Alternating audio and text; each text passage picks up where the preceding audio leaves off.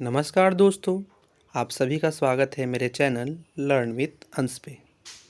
तो आज हम इस वीडियो के द्वारा जानेंगे प्रतिज्ञा उपन्यास की समीक्षा।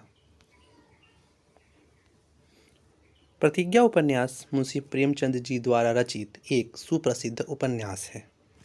प्रतिज्ञा उपन्यास के बारे में जानने से पहले हमें मुंशी प्रेमचंद जी के बारे में कुछ चीज़ें जाननी होंगी, जो कि अति आवश्यक है। मुंशी प्रेमचंद जी को हिंदी और उर्दू के महानतम लेखकों में शामिल किया जाता है।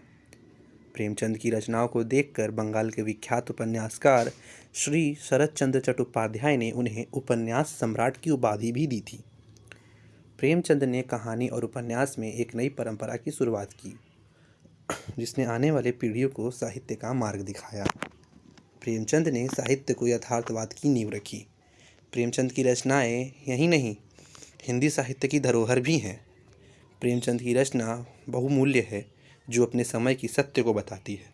प्रेमचंद ने कई प्रसिद्ध रचनाएं भी रची, जो कि अपने समय के सत्य को बताने के साथ साथ आने वाली पीढ़ी को साहित्य का मार्ग भी दिखाती है और अपने आप में एक नींव भी रखती है। प्रतिज्ञा उपन्यास की समीक्षा में प्रतिज्ञा उपन्यास मुंशी प्रेमचंद की उत्कृष्ट रचना है।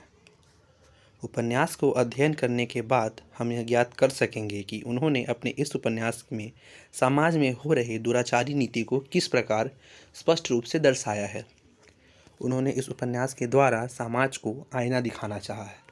आईना अर्थात किस प्रकार समाज आज के वर्तमान समय में हो रहे दुराचार नीति को अपने आँखों पे पट्टी और अपने मुंह को किस प्रकार बंद किए इस दुराचारी नीति को बर्दाश्त कर रही है। प्रतिज्ञा उपन्यास की समीक्षा हम 3 तत्वों के आधार पर कर सकते हैं। प्रथम कथावस्तु, द्वितीय चरित्र चित्रण और तृतीय निहित संदेश। प्रतिज्ञा उपन्यास मुंशी प्रेमचंद जी की एक हिंदी उपन्यास है। इस उपन्यास के माध्यम से उन्होंने संदेश देना चाहा है कि कैसे भारतीय समाज में एक नारी को किन किन विडंबनाओं का सामना करना पड़ता है, किस प्रकार समाज के लोग नारी की मजबूरी का फ़ायदा उठाते हैं। वे चाहते हैं कि किसी विधवा से कोई भी विवाह न कर ले ताकि उसका यौवन नष्ट न हो। इस उपन्यास में उन्होंने अभिनेत्री पूर्णा को एक आश्रयहीन विधवा दिखाया है और उसके साथ समाज के लोग किस नज़रों से उसे देखते हैं यह दर्शाया है। यही बात मैंने ऊपर भी बताई आपको कि एक विधवा के लिए समाज में जीना कितना कष्टदायी हो जाता है, कैसे भारतीय समाज में एक नारी को किन किन विडंबनाओं को सामना करना पड़ता है अपना जीवन यापन करने के लिए।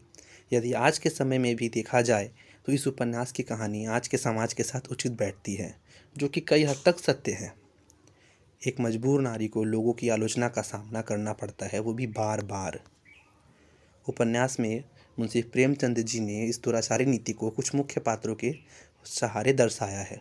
मुख्य पात्रों के नाम हैं अमृत राय, पूर्णा, प्रेमा, दयानंद, लाल बद्री प्रसाद, कमला प्रसाद। इस उपन्यास में अमृत राय ने मुख्य पात्र का काम किया है। पूर्णा जो रहती है वह एक विधवा रहती है, जो कि एक मुख्य अभिनेत्री है।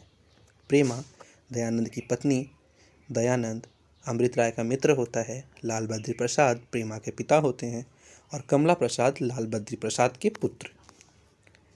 प्रस्तुत उपन्यास के अध्ययन के पश्चात हम इस निष्कर्ष पर स्पष्टता से आ सकते हैं कि प्रतिज्ञा उपन्यास विषम परिस्थितियों में घुट घुट कर जी रही भारतीय नारी की विवशताओं और नियति का सजीव चित्रण है।